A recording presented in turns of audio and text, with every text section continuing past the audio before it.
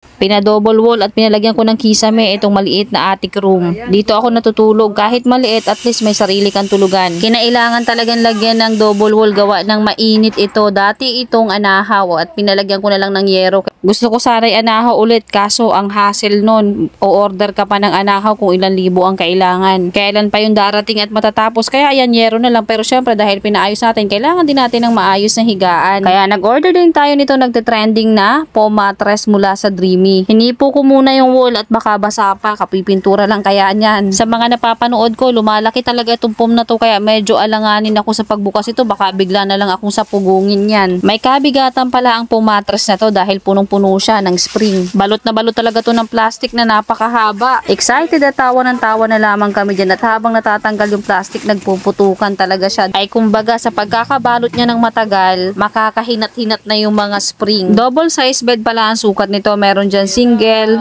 queen at king. At dito utay-utay na siyang nag-i-expand at nagpuputukan talaga siya. Natatakot ako baka bigla akong tamaan niya sa mukha, ay masakit din yan anong bigat ay.